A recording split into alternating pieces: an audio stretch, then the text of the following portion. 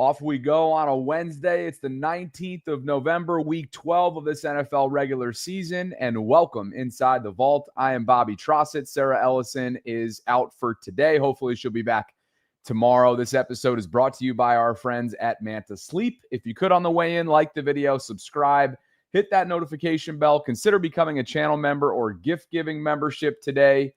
Femi Ayanbadejo, former Super Bowl winning Raven, will join me in about 25 minutes for his semi-regular segment with us here inside the vault. Looking forward to what he has to say. He has not wavered from his thoughts on what is a clear path to the Ravens' postseason berth, but he does have some serious concerns, to use his specific words, that he texted us yesterday. So we'll have him on in 25 minutes or so at 12:30. Prior to that, you see the title and you see the way that this whole show is built out today. And I think it comes off of yesterday's, and I should say last night's, collective episode with Jeff Zaribek, Cole Jackson, and myself, 8 o'clock Eastern on Tuesdays here in the YouTube space. And we kind of went back and forth and certainly picked Jeff's brain on whether or not a change could be imminent at a specific spot on Baltimore's offensive line. And while Jeff didn't go as far as to confirm that he does believe that there will be change, I thought he had some interesting things to say on last night's show. So if you haven't already checked that out, please do so after the vault finishes up. And in the meantime, I'll have this snippet to begin the conversation on where things currently stand and who could potentially be waiting in the wings to make his NFL debut in the near future. Here's a snippet from last night's show.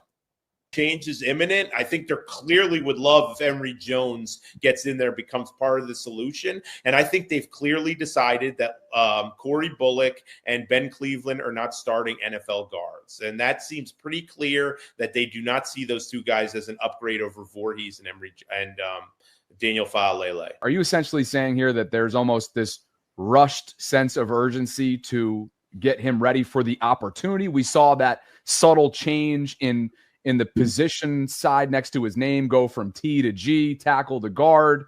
We know that he's weeks removed from being reinstated from the NFI list. And as we've already alluded to, it's months now removed from his post-combine labrum procedure. So can you just kind of dive into that and clarify what you meant by that? Yeah. First of all, I don't watch enough of practice. We're not allowed to watch enough of practice to know exactly what position he's lined up at all times. But they've been clear that he's been moving around and they've been trying him at guard. And I'm not necessarily saying that they're rushing him to they want him to be a contributor this year. They want to be able to use him. They think he's a talented dude who could help them, but they need to get him ready to play. And so that's where it starts, just getting him ready to where he can contribute if needed. If he shows like, wow, this guy's better than what we have, he's going to be in there. So I think there's that idea in mind that he could be an option for us at guard. Again, they're not blind to it, guys. I know people think they are. I know people think that John Harbaugh doesn't want to remove Daniel Faalele because he's the coach's pet and all that. But look, guys, it looks worse for John Harbaugh that Ben Cleveland's on the bench. Ben Cleveland is the guy John Harbaugh stood on the draft table for and was begging. He's the guy he wanted to be their starting guard. So he's the guy. Not only was John on the table, trying to get them to draft him, he was begging Eric DeCosta to trade up to draft him. So I think it kind of looks worse on John that Cleveland hasn't emerged as a contributor than it does about how Daniel Faalele is playing. I don't think there's any – I know Jim Harbaugh technically discovered Daniel Faalele in some satellite camp in Australia, but – that's some deep state conspiracy theories right there. Guys. He was way more invested in Ben Cleveland working out than Daniel Faalele. So, but they're not blind to it. They know it's been an issue. So I think they're willing. They would love if Emery Jones can step in there. That kid he's an impressive looking dude. He's got a little edge to him. You can tell, but that's a lot to ask. I mean, they always talk about rookies like you're drinking from a fire hose, right? And But this is not only you're playing a position that's not your natural position, you're basically making your debut in November or December while your team's in a playoff race and going to be facing all divisional games. That is a lot to ask. I'm curious this Sunday, guys. You can't assume blowouts in this league. In fact, I think Tyrod Taylor probably gives the Jets a better chance of being competitive than Justin Fields does, just because he's a pro and he can create some stuff. But do you dress Emery Jones and hope you have a couple touchdown lead and you can play Emery Jones? Because the kid needs game reps, and the preseason's been over for 2 months. The only way you're going to get reps is by throwing him right into the fire and see how he can handle it. So I am really curious if it's a 1 o'clock game, right? So inactives will be out at 11:30. I'm curious to see if they'll try to look for opportunities Sunday to mix Emery Jones in there a little bit. Lots to unpack there from the Athletics. Jeff Zaribek, part of last night's conversation inside the Collective, our Tuesday night show. And look, just to kind of pick up where he left off there, in order to have that kind of cushion in a game against the Jets, you're going to have to do what you have not done in weeks, and that's consistently move the football, play turnover free, and convert in short yardage situations, convert inside the 20. Now, granted, look, it's the Jets. They just are weeks removed from a fire sale at the deadline. They've benched Justin Fields. My pal Jake Asman and their entire media community within the YouTube space have already set their sights on what's next to look forward to, which is the draft in April, all those months down the line.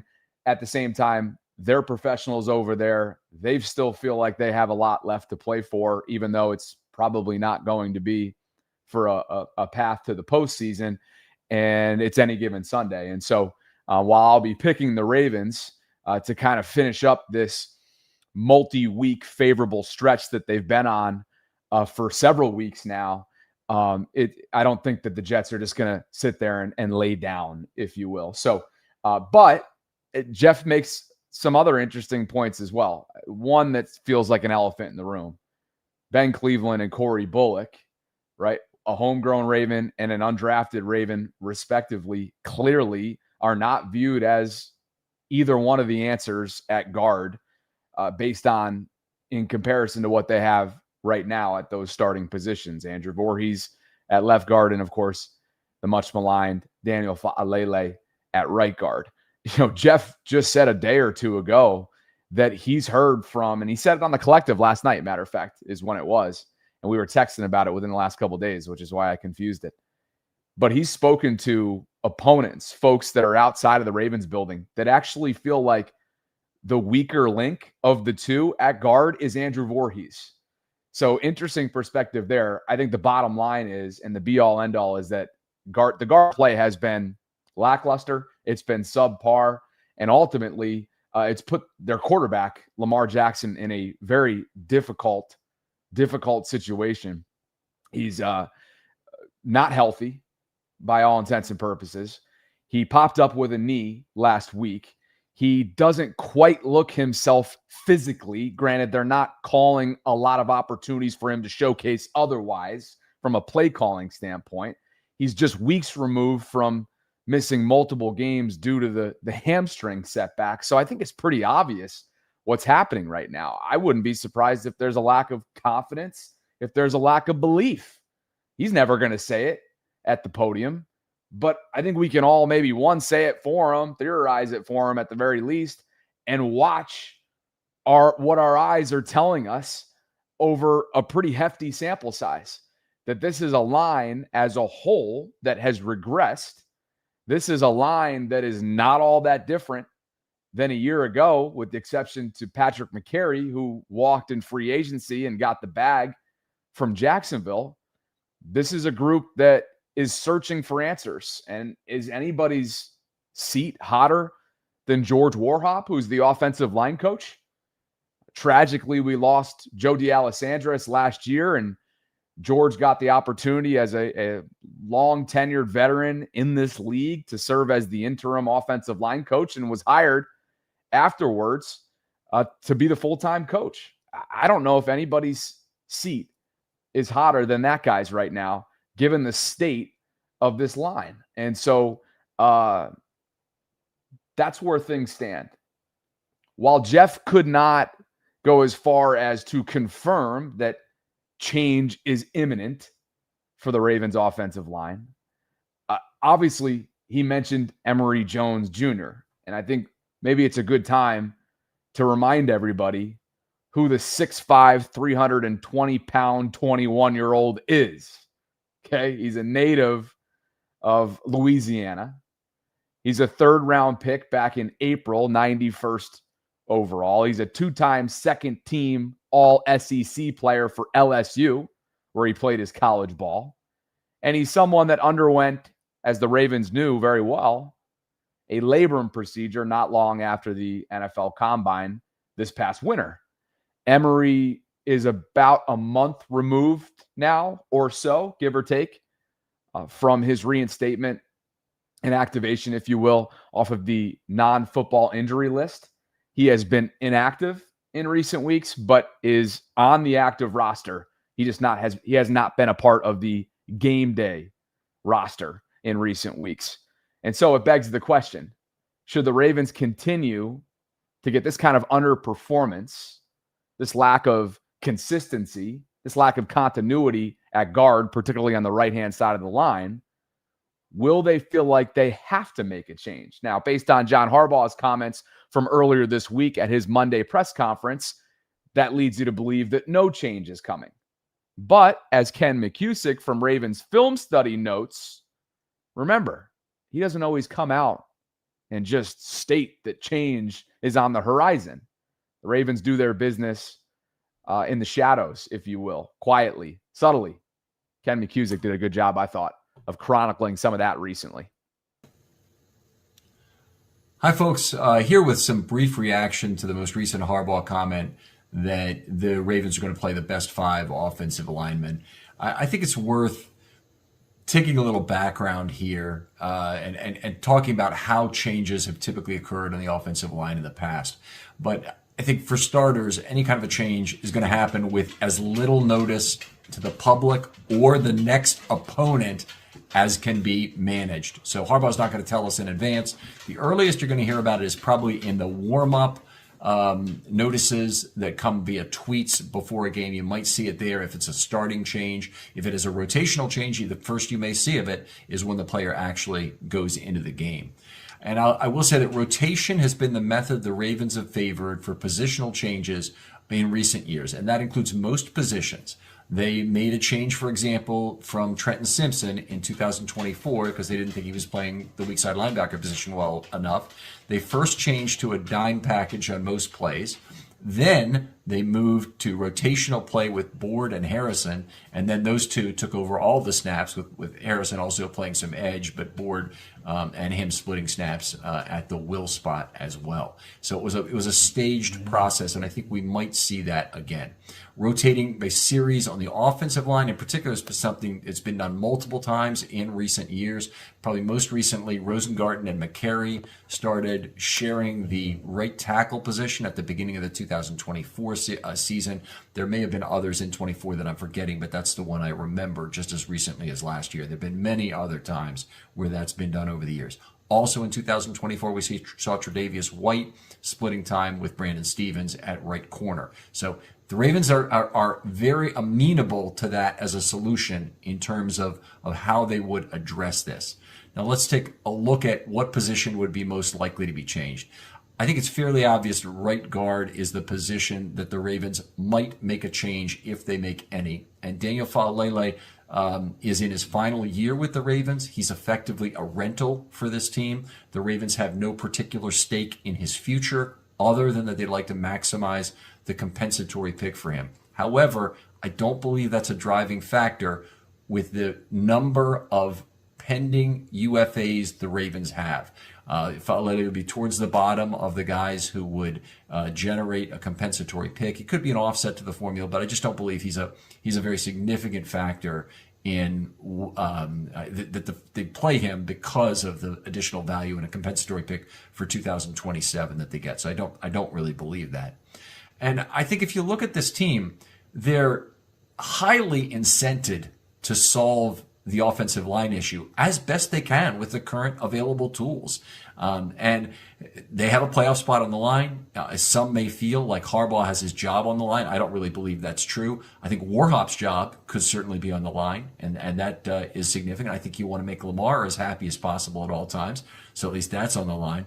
But I think that the fact that they have not made a change to date, given rotation, given the incentives, given their amenability to making changes that are staged in nature, is the strongest evidence you can see that they don't really believe that the possible replacements would provide a better solution.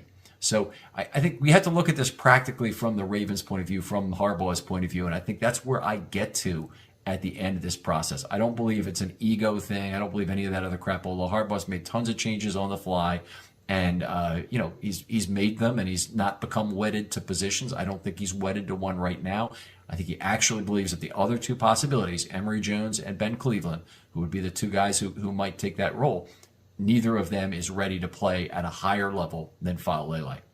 As always, look for detailed offensive line scoring on FilmStudyBaltimore.com. The Browns game is just out there now. We'll talk to you later. Friend of the program, Ken McCusick from Film Study Ravens, I think with a really level-headed, fair take, a rational, objective take when it comes to past activity and certain traits or trends when it comes to this very topic. And then also in the here and now, kind of echoing what Jeff had to say on the collective last night regarding clearly their evaluation at this point is that Ben Cleveland and Corey Bullock are not the answers or are not better than what they currently have at guard play. Now, when it comes to Emery Jones Jr., the day 2 pick out of LSU, this is a player that, again, as I mentioned, has been activated from the non-football injury list for close to a month now. And this is part of his media scrum from last month in October. You finally get to get on the active roster. Take us through this journey a little bit. I mean, I'm sure it wasn't what you planned on, and what have the challenges been like? It's been hard, man. It's been hard watching the guys, practice. Just coming in here and lifting, keeping my head down, doing my treatment, doing everything I need to do to get back on the field. Now we're finally here, after a long 6-7 months. So just doing everything I can, man, to get on the field and help the organization out. How far along are you, do you think, at this point? Like, could you feel like, yeah, I could go in and play, I'm ready? Yeah, I feel good, man. Shoulder's feeling well. It's holding up well outside. So just going to keep attacking. It's in my rear view now. So I'm going to put it behind me and, focus on ball. How about knowledge-wise? Do you feel like you've been on the sidelines a lot, but it's not the same as being in there? Do you feel like you would be mentally ready to get in there and go? Yeah, mentally, I've just been trying to attack it. Even though I couldn't practice, I've just been trying to attack everything I've been doing. So mental side of the ball, I've been attacking it, and now I'm just kind of getting practice and putting everything together and getting up to speed. What was the most challenging part of this entire process? Honestly, like excited to be back. Honestly, just watching the guys go out and practice, and I had to go lift. Honestly, that was one of the hardest parts because how much I love playing football. So now I'm, finally here, finally able to practice and stuff like that. So now I'm loving it, having fun. What have your thoughts been on your first few practices at the NFL level? Yeah, I just feel like, I can compete on this level. I feel like that was a big question for me personally, just because, I was kind of sitting out for those 6 months. So I got out there and I showed myself I can play out there on that level. So I feel good. Since all you kind of got to do was lift, did you get, I imagine you're doing a lot more than you did at LSU, weight-wise, right? Oh, yeah. I got in there with Ron Striff, my guy now, so we're real close. It's been fun, man. Just been trying to go as hard as I can, so when I'm on the field, it's easy. And how hard to watch this team go 1-5 while you hadn't been able to be out there to try and help? Oh, it's pretty hard, man, but, that's behind us now. We got through the bye week. We're trying to tighten up and fine-tune everything that we got, so we're going to be out after this bye week, and we're going to be attacking everybody. Offensive tackle versus guard for you. I know it's early and you're just really kind of starting to ramp up. Yeah. How do you look at your position? Honestly, man, whatever they need me to play, whatever gonna get me on the field, same kind of mentality I had at LSU. Whatever spot opens up for me, I'm gonna attack the opportunity. Did you move around at LSU or were you just tackling? I practiced just, man. Yes. I played guard and tackle at LSU. I went on the left side a couple of times, practiced there. So something that I'm able to do. So I'm comfortable doing it, and like I said, wherever they need me, I'm gonna go. John said you haven't been medically cleared yet, but do you have a sense of timeline when you think you'll be able to be on the field? Yeah, I talked to my doctor. Actually, yesterday we had a big kind of conference call. He pretty much cleared me yesterday. So, next week I should be able to go. If Coach Harbaugh think that I'm ready and they give me the opportunity, and I'm going to be in there. I know you probably touched on it, but just waiting. I mean, you're waiting to get to the NFL, and then you're here and now you have to wait through that injury. Just how hard has that wait been, and how great does it feel to know that it's around the corner? It's been good, man. God is amazing. You know what I'm saying? I have full trust in him through the whole process. My mom just kind of talked to me and told me, he didn't bring you this far to bring you this far. So now we're finally here, finally able to play ball. So now I'm just kind of having fun with it, loving it, and getting back where I can help the team. All right, good to familiarize ourselves with Emery Jones Jr., 6'5", 320. As you heard the man, he is medically cleared to play. He played both guard and tackle while at LSU. He was a third-round pick back in April by the Ravens, underwent a labrum procedure a month prior after the combine. He's a two-time second-team All-SEC lineman. And while he was drafted as a tackle, as I asked Jeff last night, or noted in the question that I was asking Jeff from that snippet earlier, the Ravens just recently, within the last few weeks, shifted that little letter next to his name from T to G, meaning tackle to guard. Could that potentially be an indication of things to come? That remains to be seen. If the Ravens do indeed build themselves a cushion, they are double-digit favorites, by the way, at home against the Jets on Sunday at 1 o'clock. Could that open the door for Todd Monken and John Harbaugh and this offensive staff to get a legitimate regular season look in a low-leverage moment at a rookie who clearly has a lot of promise, measurables that are through the roof, a dog mentality? If you look him up, you'll figure it out right away. And go check out those LSU highlights while you're at it. That is Emery Jones Jr., and that brings us to some super chats. KP, Kobe Pruitt dumped in a $50 one. It's a meatloaf for KP. What's going on, Kobe? He writes, Kyle switching to the slot / big nickel has been a great revelation. The football freak does a great breakdown of how they have been using 14 to seal off the guard on a blitz and draw the attention of the running back, freeing the stunt. Used it to force an interception against Shador. Look, when Shador came into the game, Zach just threw the kitchen sink, much like he did at J.J. McCarthy the week prior. They threw everything at him.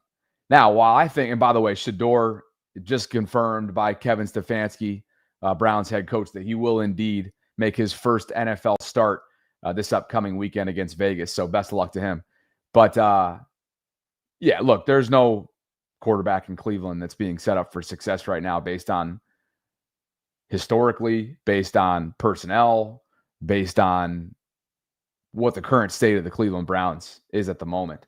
So I think that the way that Zach Orr has timely used DB blitzes, has used Kyle Hamilton all over the field, has stabilized his secondary with the addition of Alohi Gilman. It's a small sample size, but using Trenton Simpson as sort of a pseudo-specialized third down player, right? 4 pressures on 5 defensive snaps for Trenton. Look at 32 out there, man. He's flying around. You're getting contributions from key rookies that are playing meaningful snaps now for weeks on end. Mike Green up front, Teddy Buchanan in the middle. And of course, on the back end, Malachi Starks, who's got a couple picks over the last few weeks. It's a great sign of things to come. It's an encouraging trend that they continue to live in. And I think these numbers bear that out. Gordon McGuinness tracked EPA, which is overall performance, efficiency. And so EPA per play was the 3rd worst across the entire National Football League weeks 1 through 5. Since week 6, which was the loss to the Rams prior to the bye week, look at where the EPA per play is now. It's 5th best in the league. So we're going to talk to Femi about that in a couple minutes. Because, yeah, there's no denying that this defense has put forth encouraging performance after encouraging performance for a month plus now. Question becomes, one, is it sustainable after this favorable stretch? Can they stay healthy? If those answers are yes, then this team's going to have a darn good chance to not only make the postseason, but get a brand new clean slate once January rolls around. Appreciate the super chat, KP. Hayes09 celebrating 8 months of channel membership, and Hayes writes, it would be terrible and a terrible decision from the coaching staff to not give Emery Jones and Corey Bullock reps this upcoming Sunday. This is the perfect game for interior offensive line changes.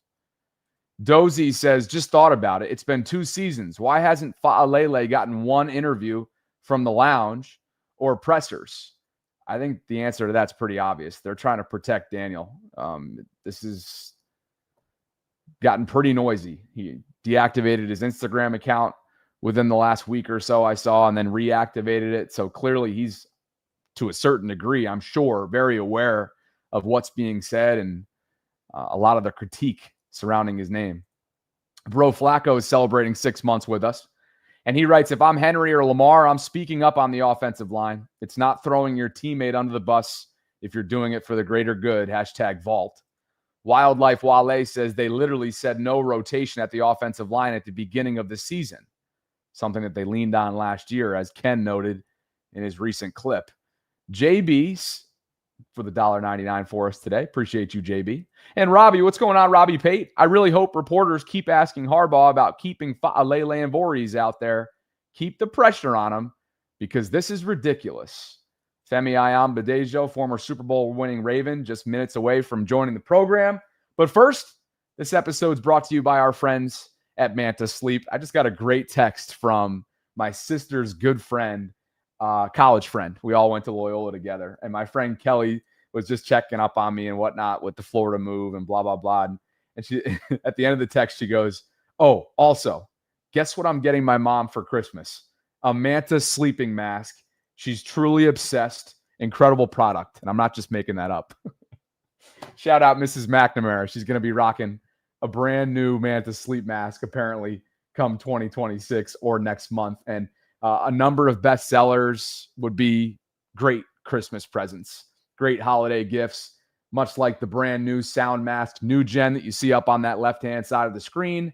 The Mantis Sleep Mask Pro is something that I wear nightly. You got the Silk and the Sleep Masks as well, which are sort of the OG products. And guys, if you find something you like as you toggle throughout this website, just know that discount code VAULT10, that's VAULT10, will get you 10% off your next purchase.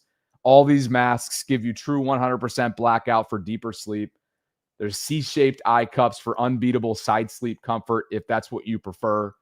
You've got zero pressure applied to your eyelids or lashes, and advanced materials are built in for ventilation and unmatched breathability. And again, like I keep mentioning too, it's not just masks that Mantis Sleep and mantisleep.com offers. You can go check out the white noise machine options, the sleep add-ons like glasses, travel pillows, nose vents, sleep journals, so on and so forth. Sarah and I just want to continue to say thank you to Manta for being one of our exclusive sponsors all season long, including all things post-game show. Let's bring in the former undrafted rookie, friend of the program. And since Sarah is not here today, who knows? We might be on through the rest of the afternoon. You never know the way we get going. Great to see you, brother. What's up, man? How are you? Good to see you. I'm great. How are you? Yeah, I'm doing well. Thank you. I'm actually at the gym, if you can't tell. I was going to say, I was wondering if that was a green screen or not. So no, it's real. Yeah. It's all good. No, I love being on the show. I love listening. I've been listening to everything. I've been hearing everything from Jay-Z and Cole, and I'm listening every day, bro. Like your coverage and the content is so good, bro. So, I'm happy to be on. Your engagement and commitment and generosity is never goes unnoticed. So I speak for Sarah on that and the entire VAULTRON community. Before we dive into the Raven side of things, in terms of, because a lot has changed obviously since we last had you on, and so I'm glad you reached out. I want to get your thoughts on this though, as a former player, because Jamarr Chase, the appeal to the 1-game suspension has been upheld. We all watched the Pittsburgh-Cincinnati game on Sunday and the scuffles and everything that led up to what you're seeing up on the screen right now, which, again, is, the forfeiture of a pretty steep game check, over $500,000 to be exact. But maybe more importantly, something that was just, let's be honest, below the belt from Jamarr Chase, and then lying about what he did here with Jalen Ramsey. As a former player, before you give your take on this incident, have you ever found yourself on the wrong end of this? Never. I can't recall anybody legitimately spitting on me before. I mean, it's the worst thing you can do, you know, and it's selfish and it's a lack of self-awareness across the board. And to think you're going to get away with it and then go on national TV and lie about it, you should have got suspended for 2 games for being a fucking idiot, to be honest. Like, that's what I think, you know, but it is what it is. You know, he got the 1-game suspension. I think a precedence was set earlier this season when it happened in the Eagles game. But the lying, to me, it's not the crime. It's the hiding of the crime. I think he should have got a game for each part of it, you know, to go on national TV and basically act like he didn't know what was going on, knowing damn well he spit in that man's face. Because Jalen Ramsey is a character, and he has a hard time controlling his emotions. And there's no reason I could imagine that he would just swing on a dude for some words, because he's a talker. So talking is his game. He loves the talking. Something happened, and I was wondering what it was, and now we know the answer. Yeah. Oh, and there's sufficient video evidence as well. So I think the best thing to come from all of this is Mike Tomlin, who was always a wordsmith. He was asked about it. Quote, "I have no message. If someone spits in your face, do what comes natural." If that's not the best possible way to answer that and handle it from a head coach perspective, I don't know what is. So anyway, I was just curious about that to get things started. But to what everybody is most interested in, this is a team that has found something in recent weeks. They're now 5-5. I am on the brink of having to eat some significant words, as we both know. They are back to 500. They are 1 game out of Pittsburgh. They've played 2 division games with 4 more to come. They've swept Cleveland for the first time in years, and they're doing so with a defense that's rounding out into form, as these numbers suggest right here. Obviously, you can go all the way back to week 6 with the addition of what's really stabilized the secondary in Alohi Gilman. But much more than that, I think there's evidence up and down every single level to suggest and maybe even state that this is a new look Ravens team. The question I have for you right off the top to begin our segment is, are you buying what they've now morphed into against stiffer competition that's about to come for the next 7-8 weeks? Yeah, absolutely. I'm not going to change what I said. I think that the natural reaction for most people, if we're looking at a clock and you think about the 3 and the 9 on the clock, that's the emotion and the pendulum swing. My swing is somewhere between 5 and 7. I'm not going to overreact to wins. I'm not going to overreact to losses. And I told you that I'm basing my analysis on the culture and the makeup of this team. This is still a top 5 roster in the NFL. And I understand how they got to 1-5, and they earned that. And similarly, they've earned their 5-5 record. And this season, more than any season in the last decade, is a week-to-week league for sure. You have a team like the Dolphins, who I think don't get enough credit when they beat the Bills. A team like Atlanta, who also beat the Bills, but then similarly, you see them lose games they probably shouldn't lose. You look at the Bears; they've won 6 out of 7. That one losses to the Ravens. So I do feel like in some instances we've minimized what they've done based on the teams that they've played. But if you look at who those teams have played and who they've beaten, I think a tip of the cap has been well deserved and earned. And the changes and Bobby, this goes back a little bit further to these voice notes I used to send you and Sarah, and why my biggest issue was with the offense and not with the defense. The defense was hampered with injuries, and the defense philosophically was playing a style and brand of football that I could lean into. Although the results weren't there yet, I knew they would come. I didn't give you quantitative answers to what it would look like, but I did qualitatively say my issue's not with the defense, my issue's with the offense, and my issues are exactly what you're seeing right now. You can't continue to let guys run free and hit your franchise quarterback, not be effective on 3rd down and 4th down and short yardage, and use smoke and mirrors to win football games. It's just not going to happen. And we're seeing those issues pop up right now. My biggest issue is still the offense. And it always has been, because philosophically, although Coach Monken has been able to pull some rabbits out of his hat and do some unique things on occasion, the overall philosophy I still have a problem with. The lack of help for Daniel Faalele, the addressing of Myles Garrett last week. I just don't know what they're doing. Doesn't make sense to me. And I got the sense that they went into the game thinking they weren't going to be able to run the ball against the Browns last week, when in reality, the numbers for the run game, I know there was a couple of chunk runs there, but they should have leaned into that run. The best way to stop a good pass rusher is to run at him, right? So there's a number of things that I've had, but to get back to your point, I do think this defense and this approach is sustainable. We're going to see some real tests coming up against New England, and I'm going to tell you right now, New England's going to come here and lose. This is a perfect setup for the type of team that the Ravens should feast on. I think New England is a perfect example of a team that everyone is hyping up nationally. Everyone's going to probably choose New England to win that game. Vegas might choose the Ravens at home. I think, Vegas and Kalshi will be a lot more measured because there's a lot of arithmetic in that. But that's the type of game that I expect the Ravens to win. And I expect the Ravens to beat Green Bay and Green Bay as well. I think their toughest test, in my opinion, is going to be Pittsburgh twice. And I expect the defense to continue to round into shape. I do want to see Carl Lawson. I think it's time to see him.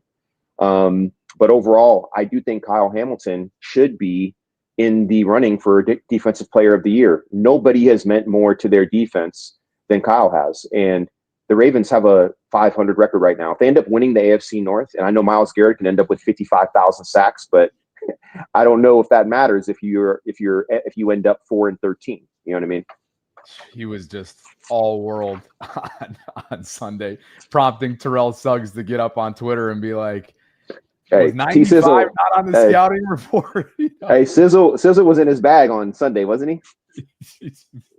He was very active, and I'm sure he will continue to be. He's been on a heck of a media tour as well, going back to really inside the vault here too, back in September. But all right, there's a lot to unpack based on everything that you just shared. Let's kind of hone in on what I think you were referring to over text and what you just kind of alluded to there with your serious concerns, right? And I would have to think that has to do with the current state of this offensive line. Yeah. Hey, not to mention, and maybe folks are sleeping on this, Rashad Bateman being out with a high ankle sprain typically comes, as you know, with a multi-week type of recovery timetable. He was a red zone, hasn't been this year, but was a red zone weapon last year. 9 touchdowns, not all came in the red zone, but 9 more than doubled his previous combined touchdown track record from the previous years. And so we don't know what his overall timetable will look like, but this is a group that, as you noted, is struggling inside the 20s, is struggling on first down carries for Derrick Henry, whether it's a predictability thing or not, and is struggling outside of amazing trickery, not to mention ballsy creativity in short yardage situations. So out of all of those things, how would you rank it in terms of concern significance? Pass protection is number one for me. You remember Lamar's drop backs last year and how much depth he would get and how much space he would create and how much time he would buy. I do think that the pressure to some degree is psychologically chipped away at his confidence. He's not going to say it out loud. But when I look at the way that he has moved around in the pocket and some of the decisions that he's made, and also just the lack of finding work. Like I'm looking at Voorhees, I'm looking at Faalele. They're not finding work. They're just kind of standing around like they're looking at the sunset sometimes. I just don't know what they're doing. And Lamar has clearly not taken off at all. Like I am concerned. Like if we're going to get to where we want to get to, we need to see a version of Lamar that's a lot closer to last year than what we've seen this year. Like I'm starting to wonder if it's more than if it's physical and psychological, right? Is he not healthy? And does he not trust the offensive line to hold up? And so he kind of finds himself wondering, as he's looking downfield, like, do I have enough time to do the things that I want to do? And then when it comes to the physical part of it, like, why has he not used his legs? Like I expected him to kind of start. He showed a little bit of zone read early in the game against Cleveland, and he looked pretty good. Like he didn't outrun Schlesinger, and he kind of said, you know what, let's live to fight another day. Like I understand that part of it, but to never really take off beyond that again, I think that ties back to the offensive line. So the offensive line is my first concern. Lamar's health is my second concern. The red zone is my third concern. The lack of creativity is my fourth concern. And all those things are tied together. You know what I mean?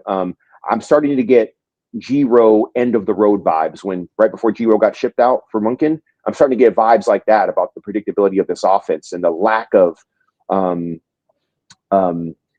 evolution to some degree. And part of it might be that the offensive line just isn't that good, and that's really the bigger issue.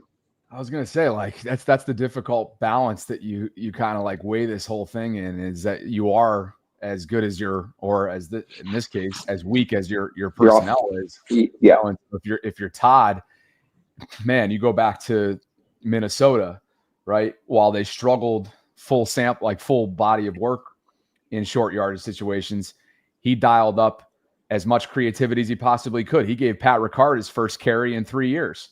He went direct snap to Mark Andrews and lined Lamar up as a running back, which went for a first down. And then, of course, we all know what was the difference on Sunday in Cleveland on a beautifully executed play that had a bunch of different layers to it and ended with Mark finding the end zone. So let's dig in more to Lamar. I agree with you on the one. I actually have one of the zone read plays here in my notes from the first quarter where he went for 13. But even on that game, while he looked healthier on that run, you're still thinking to yourself, man, he just doesn't fully look like the Lamar that we've all grown accustomed to watching over 8 years. And you do kind of wonder, and I think you were getting at this, how do you balance the perceived lack of belief or lack of confidence in the guys up front with straight up health? This is a player that's missed multiple games, as we know, with a hamstring. He popped up on the injury report last week with a knee, and he's taken at least 2 of the biggest hits of his career, one that you chronicled back in week 1 at Oliver, and then one in Minnesota in Dallas Turner, who was flagged for unnecessary roughness. So all of that, it's tough to try and gauge how that should be divvied up.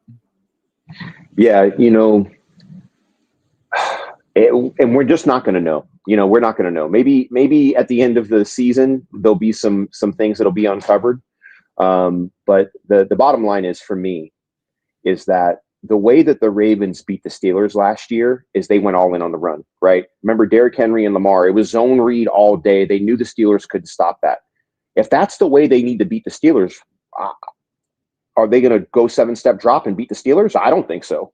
I don't think that's going to happen, because we see what the Steelers are. They're a big play defense. They're not great, but what they do is they cause havoc and they force you into mistake and they force turnovers. What's the number one statistic in determining outcomes of games? It's turnovers, right? That's what Steelers do really well. They're not intimidating in regard to like they're just going to beat you up and kick your ass and steal your lunch. That's not what they are right now.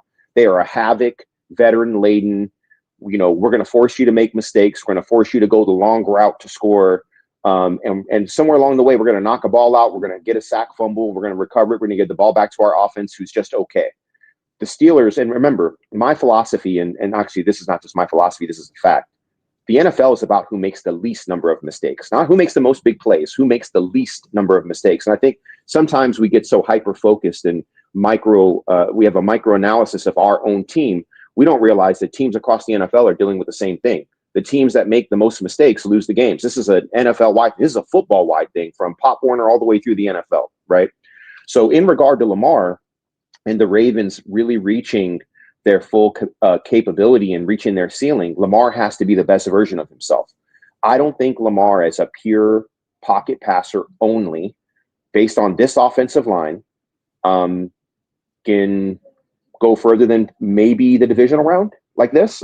Just being honest, like, we want them to win a Super Bowl. I think Lamar has to be in his full bag, like zone read, buying time, extending plays, high throws to the back pylon, like all the things that we know that he can do with the talent that he has around him. If we're just going to be doing what we're doing now, this gets us to a certain point. But, I think that the Ravens have always been really good because they've been more talented. They've been the Ferrari of the league. And what I mean by that is that the season has a lot of straightaways, and the terrain is pretty predictable because you see the schedule. But when you get to the playoffs, the terrain changes. And a Ferrari doesn't win in January. You need a Jeep Grand Cherokee or a Yukon or a Tahoe, right? And I think the Ravens could be a Yukon or a Tahoe. It's not as sexy, but morphing into that type of mentality and that type of resilience the type of stuff that they've learned through these tough spells is what they might require psychologically to win the games that they've lost against the Buffaloes and the Kansas Cities. It might not be as pretty, but you know what? It might be more effective. And Kyle Hamilton talks about that scar tissue. And I believe that scar tissue is going to pay dividends. I believe that psychological makeup, the Ravens aren't going to fall into the Travis Kelce psychological warfare game that caused them, in my opinion, to lose the AFC Championship game before it started, in my opinion, right? I think that these tough lessons, this acrimony from the fandom, this acrimony from pundits, I do think it builds a callus. I do believe that scar tissue is beneficial, but you got to get there. And at some point, game to game is about the guys on the field, but I think the long-term goal where you want to get to is really psychological, right? It's about leaning on the guys in the locker room. And I think they're building that up. And this is a completely different way. Like, think about this for a minute. They were down in the fourth quarter. They were down double digits to Cleveland, and they won the game. Against Minnesota, against Chicago, and against Cleveland, they were down in the second half, and they won the game. This is the complete opposite of what they've been doing in the past. They get big leads and they'd hold on, or they get big leads and blow teams out. They're actually down and finding ways to win games, which to me is a different way of traversing the mountain path that they normally do. I know I threw a lot of stuff in there, but you kind of hear where I'm going with this. I'm okay with this because the other way wasn't working, right? If we can get the psychological lessons and build up the resilience that we need, and then hopefully this offensive line can kind of figure it out as they go. Because once again, you're either getting better or you're getting worse. And if Lamar can get healthier and we can get back to some of that zone read stuff, I think everything that we need is here. Can we tap into it and reach it? That's the question. Those are my concerns. I don't know the answer to that, but I still stand on business. Like what I said to you when they were 1-5 hasn't changed. I'm not wavering at all. They're going to be a playoff team. How far they go is TBD. Yeah, no, that's fair. And along the lines of what they're going to need, if this sort of imperfect, every team's imperfect, but some of these inconsistencies or deficiencies, particularly up and down the offensive line, if those continue to persist, what are they going to need in January? They're going to need this defense who's been finding turnovers in bunches now for weeks to do what they haven't in the month of January throughout the Lamar era, and that's turn the football over. They have not been able to do that successfully, which has only ratcheted up the margin for error when it comes to Lamar. And so if there is something piggybacking off of what you're getting at in terms of what's been encouraging or an encouraging angle to take in recent weeks, is that they haven't asked a lot from Lamar. They've played risk-free from an offensive standpoint, and it's been pretty vanilla, and yet they're winners of 4 in a row. They're breathing new life, and the entire season is about to reset with AFC North football coming up. You mentioned the likes of New England, who's won 8 straight games under Vrabel. You've got Green Bay in a frozen tundra 2 days after Christmas. You got to go out to Lambeau. And like you mentioned, maybe the most compelling of them all, assuming that Rodgers is going to be under center for him, is the Pittsburgh Steelers, who he's going to try and play. You already know he's going to try and play with that. Yeah. One, that he's 41 years old. 2, he's broken his collarbone. He's played through injuries before, maybe not the collarbone, but other injuries, and it's his non-throwing hand. So I'm still expecting, like you kind of referenced a minute ago, for those Pittsburgh Ravens games to be coin flips, even though I get it. It was anything but in the wild card round last January. Yeah, no, I think Pittsburgh's going to be the toughest matchup. I believe that. Green Bay hasn't seen has Lamar played Green Bay? I mean, if he did, it was really early in his career. It might have been like his second year, or maybe I don't remember if Lamar playing Green Bay, to be honest. Maybe somebody could look it up. I mean, it's been a while, and we know what Lamar does to teams that haven't seen him. But what version of Lamar is Green Bay going to get? I'm not sure, right? The other thing is that I think that New England coming here, this to me reminds me of Buffalo coming here last year. And I remember Tom Brady in New England coming here and getting stomped. You know what I mean? And everybody had New England in that game. So I'm not saying that that's what's going to happen, but I feel really good about the Green Bay and New England matchup. My biggest concerns, like straight up full transparency, I don't care who Cincinnati has at quarterback. They're going to be a problem. I don't care who the Pittsburgh Steelers have at quarterback. They're going to be a problem. Yeah. Those 4 games for me are, you got to win 3 out of 4. You got to win 3 out of 4 of those. And Bobby, I've never said they're going to win every game. I said they're going to be 10-7. I've been saying it the whole time. They're going to be 10-7. Is that good enough to win the AFC North? I think it will be. At the very least, I don't believe in Jacksonville. I don't believe in the Chargers. I'm not convinced about either one of those teams. I don't know about Kansas City, and I damn sure don't know about Houston. So there has never been a more uncertain, parity-driven league than this year. Like, I think it's all up in the air, and I think it sets up perfect for the Ravens. I think that they've come back to reality in regard to how the national narrative is gone now. They're being really quiet, and I told you, you've got to earn the right to pump your chest out, right? You got to earn that right, and not to belabor the point, but you interpreted it as they're just done psychologically cooked, where I think I interpret it for what it is that, like, hey, we haven't played well. There's nothing for us to say. We just got to go out there and play well. But you see the bravado kind of coming back a little bit. They're believing in themselves. KVN, Agent Zero, as you like to say, Marlon, Lamar, the guys, even Coach Harbaugh. And I'll say this. I posted in the chat after Coach Harbaugh addressed Jay-Z the other day. 90% of it, honestly, I didn't have a problem with. The issue that I took with his response was that's not even a hard answer part of it.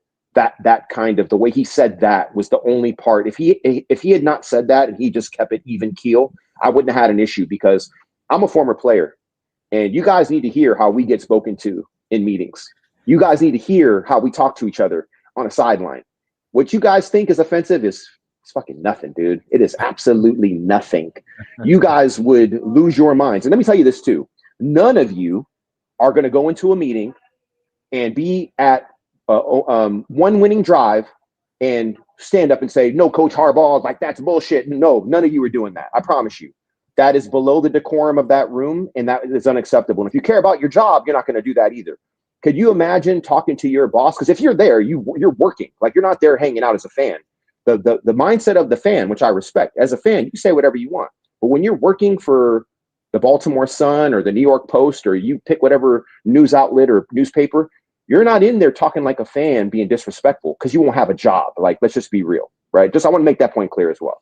I know you were watching the live the other night when Rave Kingdom came on, and yeah, I threw out the tripping. scenario of the grocery shop, right? The grocery mart interaction scenario, setting up the scene of a Faalele interaction, and that whole thing was just, Rave, well, I mean, Bobby, this is the thing, Bobby. What fans don't realize is that we know every mistake that we've ever made. We know about mistakes that you don't even know about. Yeah. Do you think nobody to this player, do you think they need you? Playing in the NFL is a highly technical job, right? There's a lot of highly technical jobs out there, right? This is not a restaurant. I'm not cooking your food. I'm not a politician. I'm not representing your district. If I was cooking your food, or if I was a politician, you have every right to approach me on the street and say what you want. Because if I'm not cooking your food right, and I'm not representing you as a politician appropriately, hey, that's what I'm there for. But in regard to being a fan, there are so many things in regard to how a game is played and the amount of time that's put into critiquing and analyzing film. We know everything already. Like, you approaching me on the street is inappropriate, talking about my job.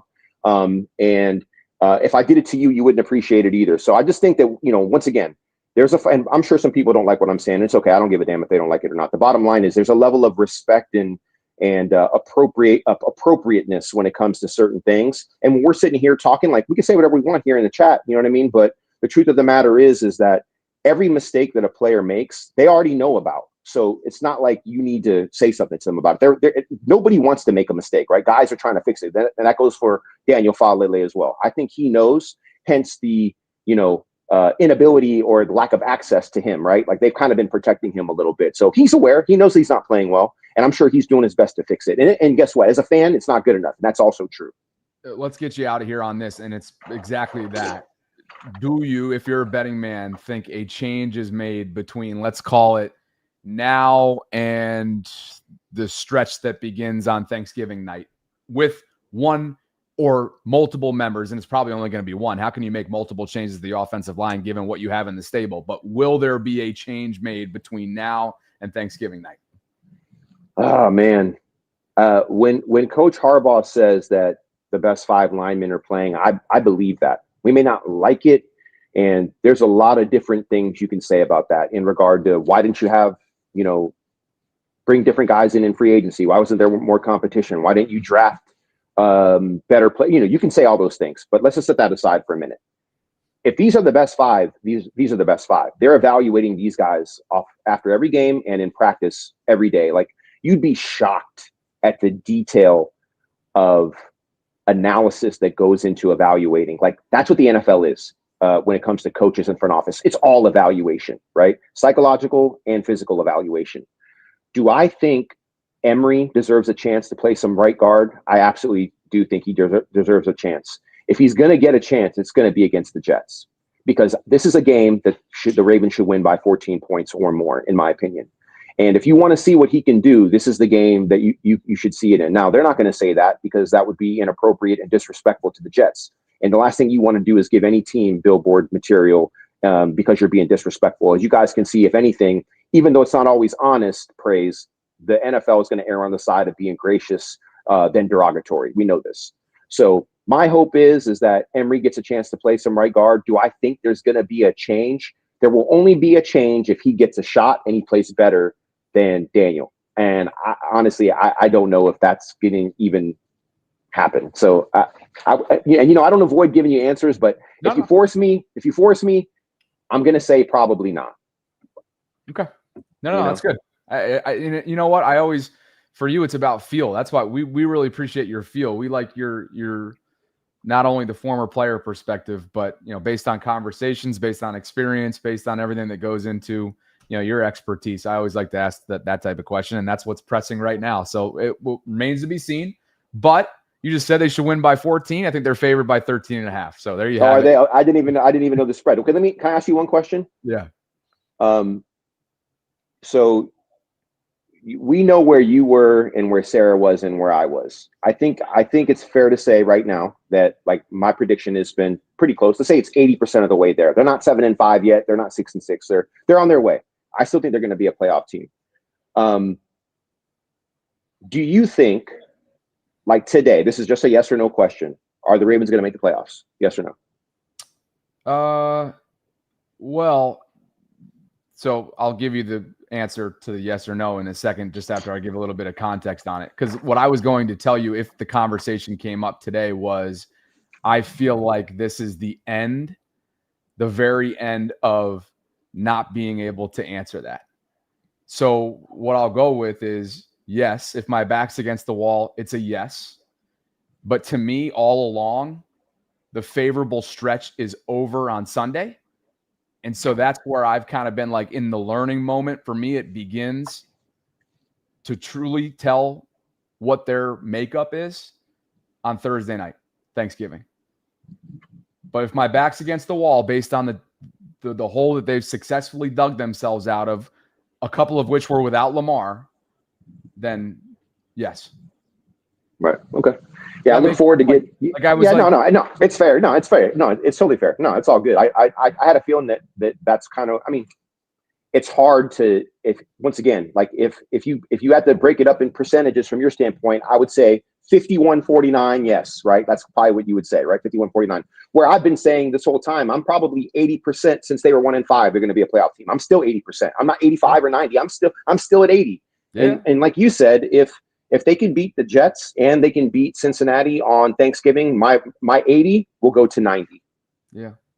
Okay. So, but I look forward to getting with you and Sarah. I hope Sarah's doing okay. I don't know what's going on. I'm not asking. I hope she hears this. And hey, Sarah, thinking about you. Looking forward to connecting with you and Bobby and having a real deep dive receipts analysis when appropriate. I kept my energy real chill today for you, Bobby. I didn't, I just kept it real nice and light. You know what I mean? It's Sarah. Without Sarah, like, we can't ramping it up. No, we can't. Yeah, we can't. We need her. So I want to save the real boisterous, get everybody pissed off in the chat stuff for when she gets back. You know exactly how to do it too, don't you? Yeah, I do.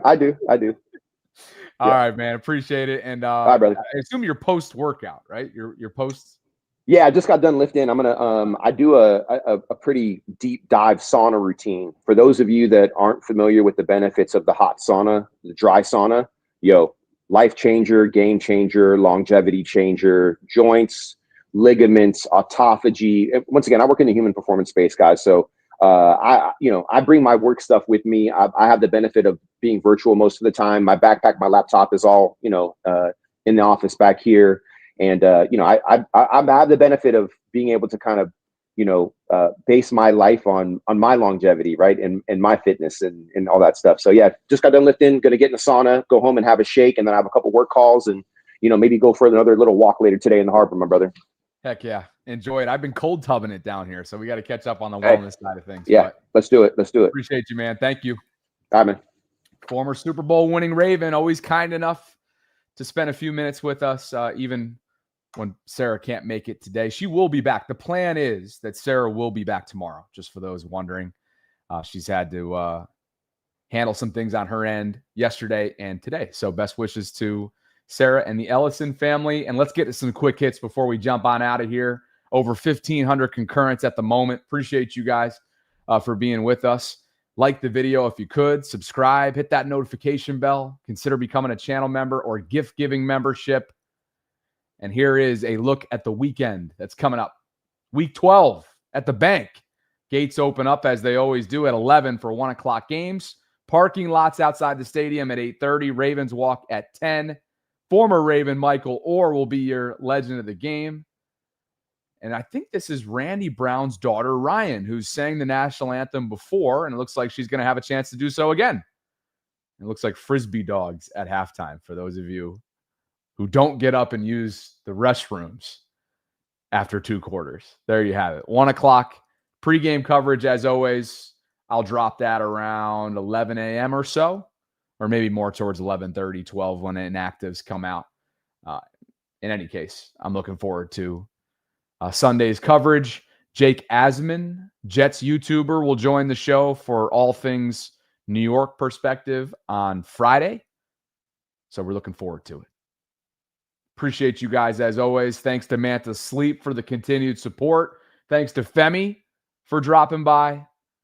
And yeah, I knew he was going to hold me to it, talking about the prediction. I did call them cooked over a month ago, and they may make me eat some words here over the next few weeks. But to me, as the favorable stretch comes to a halt this weekend against the Jets, it really begins, and the time will tell over the next 6-7 weeks once they get towards one, knee-deep in divisional play, knee-deep in other stiff opponents like New England and Green Bay, and not to mention, a couple more with the Steelers, who obviously right now have a 1-game lead over the Ravens in the AFC North. So I look forward to continuing to follow that, and we'll see. We'll end up seeing how things shake out over the waning couple months of the regular season. Wildlife Wale gets us on out with one more super chat, and he says, I thought Orr had beef with the Ravens. Not enough to be legend of the game. Of course he's going to accept legend of the game coming up on Sunday. Thanks to all of you who left super chats. Thanks to all of you who dropped by today. I will be back with Sarah tomorrow, 12 noon Eastern, as always. And after press conferences today, join me for a specific live stream in the Bobby Baltimore space. Look forward to it. Thank you, guys. Enjoy the rest of your day. Catch up with you soon.